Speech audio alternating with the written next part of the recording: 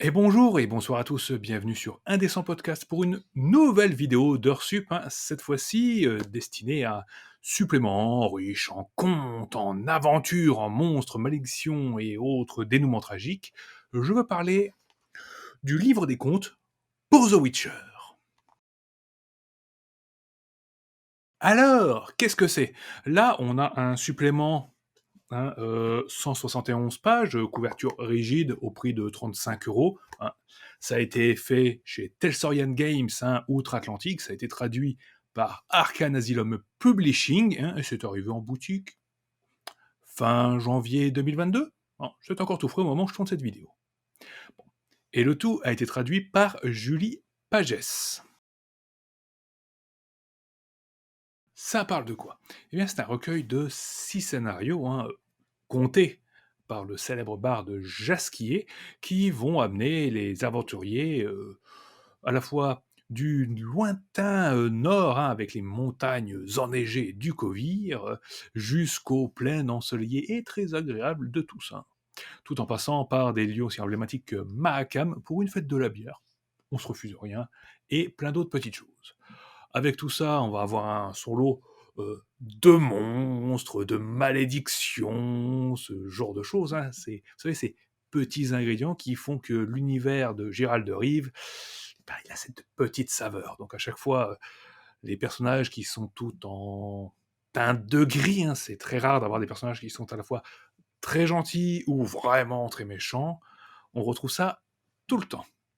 En plus, dans chaque scénario, les personnages auront toujours la possibilité de briller, de montrer qu'ils sont les vrais héros de l'histoire, tout en ayant à chaque fois une ambiance très mortelle, hein. On a besoin de professionnels et pas de héros dans cet univers.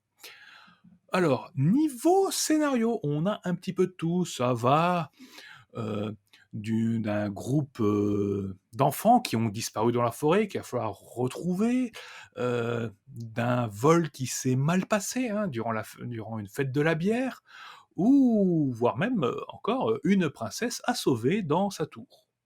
Chaque scénario va se présenter de manière relativement classique, avec un enchaînement des scènes, avec des scènes alternatives en fonction des choix des personnages, et ça va se terminer par un rappel des profils des différents PNJ, et quelques plans. D'ailleurs, quelques plans, il y en a quand même pas mal, ça fait plaisir tout ça.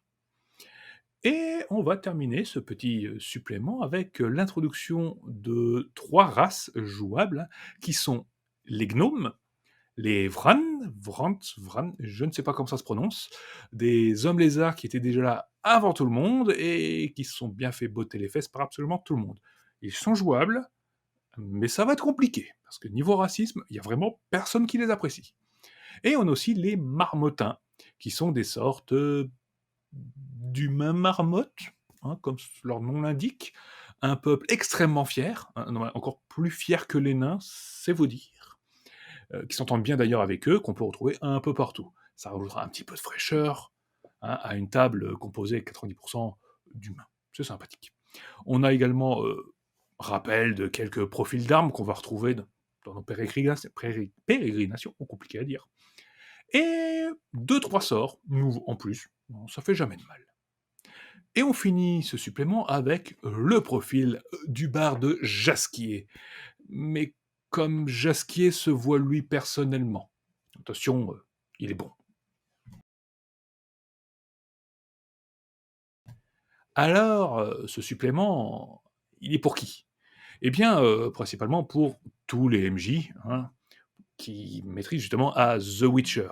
Donc, les MJ débutants, eux, ne vont pas être perdus, au contraire, hein, les scénarios sont bien écrits, pas mal de scènes alternatives qui permettent de varier. On vous tient par la main, vous inquiétez pas, ça va bien se passer. On rajoute à ça des intrigues qui sont simples, mais efficaces quand même, et pas mal de plans. Donc, si vous êtes débutant, c'est parfait. Pour les joueurs, hors de question de lire ça, c'est du spoil, hein, c'est du très gros spoil. Pour les MJ un peu plus expérimentés, pour ainsi dire, eh bien, sans trop de difficultés, hein, ils arriveront à agrémenter ces scénarios, hein, pour en faire quelque chose d'un peu plus personnel, ou s'ils ont envie de densifier l'intrigue. Déjà, dans certains scénarios, l'intrigue est quand même bien chargée. Et en plus, petit point très positif pour ce recueil, la touche The Witcher, même si elle est présente quand même dans les scénarios, hein, on la sent, elle peut être très facilement modifiée de manière à ce qu'en fait ces scénarios puissent être adaptés dans d'autres univers très facilement. Vous voulez les mettre dans un Warhammer Fantasy, aucun problème. Un Donjon et Dragon, pas de souci non plus. Et puis d'autres univers, voilà, du moment que vous avez des sales bêtes, une ambiance poisseuse, et des choix moraux particulièrement difficiles. Alors, qu'est-ce qu'on en a pensé? Eh bien, c'est un recueil très efficace, hein, pour 35 €. On a 6 scénarios avec un petit fil rouge optionnel, histoire d'en faire une petite campagne. Ça marche, rien à redire dessus. C'est très facile à prendre en main, hein, une lecture, et honnêtement, en moins d'1 heure, n'importe quel MJ peut préparer ça pour sa table le soir, ou l'après-midi, ça dépend à quel moment vous jouez. Pas de souci de ce côté-là. Le prix également, hein, 35 € pour un supplément rigide, bah, ça fait toujours plaisir, hein. Niveau illustration, les illustrations sont toujours aussi sympathiques. C'est parfois un petit peu inégal, mais moins que le livre de base, donc ça c'est pas mal. Avec tout ça, la maquette. Alors la maquette du supplément, bah, c'est à peu près la même maquette qu'on a dans, dans les autres suppléments, hein, le livre de base ou le bestiaire. C'est efficace, mais c'est toujours un petit peu discutable, c'est un petit peu daté. Mais bon, ça, c'est la faute de Telsorian Games, hein, l'éditeur américain. On a quand même de très chouettes idées dans le supplément, hein. Moi, j'ai une petite préférence pour le dernier scénario, en tout cas, même si ça commence comme un donjon assez classique, il y a une réécriture d'un conte pour enfants, je ne vais pas vous gâcher la surprise, mais vraiment très savoureuse, hein. C'est un Disney qu'on a sans doute tous vu, ou un conte qu'on nous a tous raconté quand on était petits. Eh bien, mettez-le à la sauce The Witcher, vous avez un truc absolument immonde que vous aurez envie de réutiliser assez souvent même. Ensuite, les plans. Des plans, il y en a beaucoup, hein, chaque supplément, enfin chaque scénario, attention, hein, chaque scénario a 2-3 plans pour illustrer. C'est pratique, par contre, ils sont quand même très basiques et prennent beaucoup de place, hein. C'est un plan par page, ou plutôt une page, un plan, avec une petite légende. Donc, ça fait le boulot, c'est uniforme. Par contre, avouons-le quand même, en 2022, on a quand même appris à faire beaucoup mieux que ça, hein. Le problème des malheureusement, Telsorian Games, hein, on retrouve, ces visuels un petit peu datés qui font très années 90. Bon, je chipote, mais sur ce point, ils auraient quand même pu s'améliorer.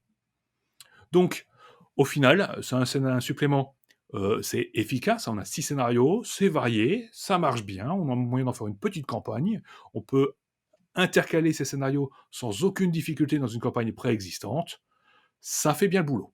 Alors par contre, pour des MJ un petit peu, exigeants, j'ai bien peur que le supplément, lui, ne convienne pas ou qu'il déçoive un petit peu. Voilà.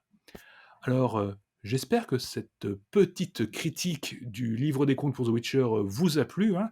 N'hésitez pas à commenter, liker, partager, hein, si vous en avez envie, et on se retrouve très prochainement sur les réseaux sociaux pour de nouvelles vidéos, de nouvelles critiques, de nouveaux podcasts, nouveaux lives et plein d'autres choses. Allez, sur ce, je vous dis à la prochaine, jouez bien et jouez bien tout court.